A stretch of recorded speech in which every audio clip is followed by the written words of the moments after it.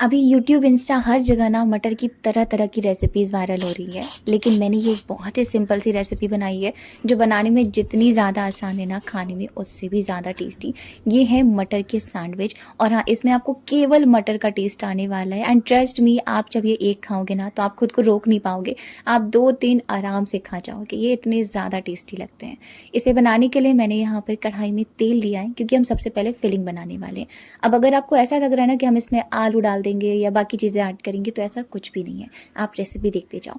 सबसे पहले इसमें थोड़ा-सा जीरा, साथ में हींग का तड़का लगा करके इसमें हम प्याज़ ऐड करेंगे।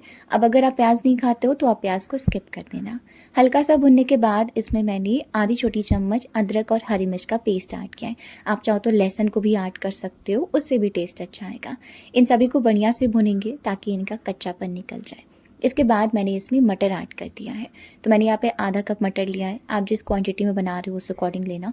बढ़िया से इसे भूनेंगे ताकि ये बढ़िया तरीके से पक जाए।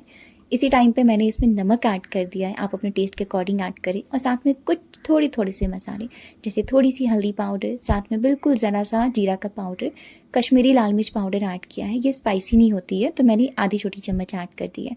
बिल्कुल ज़रा-सा काली मिर्च का पाउडर और बस अच्छे से मिक्स करेंगे। थोड़ा-सा पानी भी ऐड किया है ताकि मटर को पकने में हेल्प मिले। इसे ढक देंगे और ढक करके आराम से इसे पकने देना है तब तक जब तक जो मटर है वो बिल्कुल बढ़िया तरीके से पक करके और एकदम नरम, एकदम सॉफ्ट से हो जाए। तो यहाँ पे ना ज़्यादा टाइम नहीं लगेगा, क्योंकि मटर काफ़ी जल्दी पक जाते हैं। बीच-बीच में आप इसका ढक्कन हटा करके इसे चलाते भी रहें।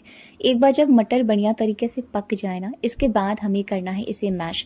मैंने यहाँ पे पोटैटो मैशर लिया है। आप कोई कटोरी या किसी ग्लास की मदद से भी इसे बढ़िया से मैश कर देना। वैसे अगर आप यहाँ पे चाहते हो तो आप इसमें उबले हुए आलू डाल सकते हो। आप उसे हाथों से मैश करके डाल दीजिए, लेकिन मैंने बिल्कुल भी ऐड नहीं किया है और मैं आपको यही कहूँगी कि आप बिल्कुल भी ऐड मत करना और एक बार इस तरीके से ट्राई करना।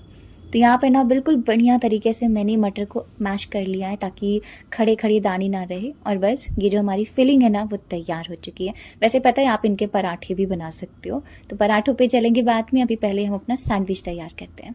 तो यहाँ पे हम ब्रेड लेंगे। मैंने यहाँ पे नॉर्मल ब्रेड लिया है। आप चाहो तो आटा वाला ब्रेड ले सकते हो।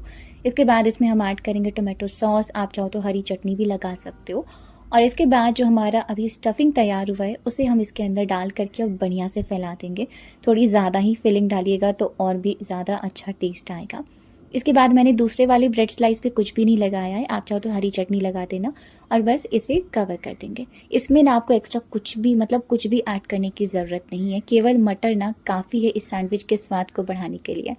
अब यहाँ पे इसे सेकने के लिए आप कोई टोस्टर ले सकते हो, कोई ग्रिलर ले सकते हो। मैंने नॉर्मल सी कढ़ाई ले ली है। आप चाहो तो तवा ले लो और इसे घी या बटर के साथ बढ़िया तरीके से लो मीडियम हीट पर सेकिएगा। हाई फ्लेम पे सेकोगे ना तो बहुत ज़्यादा क्रिस्पी नहीं बनेंगे, लेकिन लो मीडियम हीट पर ये काफ़ी ज़्यादा बिल्कुल बढ़िया क्रिस्पी करारे बनकर तैयार होते हैं।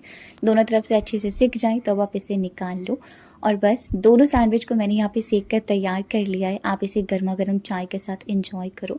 इसकी आवाज़ आप सुन सकते हो, ये कितने ज़्यादा क्रिस्पी बन करके तैयार हुए हैं। तो एक बार तो आपकी रेसिपी ज़रूर ट्राई करना और ट्राई करने के बाद अगर आपको रेसिपी पसंद आई, जो कि डेफिनेटली पसंद आने वाली है, तो वीडियो को प्लीज़ लाइक कर दीजिएगा और हाँ, अपने दोस्तों के साथ भी शेयर कर दीजिएगा। बाकी मिलूंगी आपसे अगले वीडियो में। तब तक के लिए आप सभी खुश रहिए, स्वस्थ रहिए। Thank you so much. Radhe Radhe.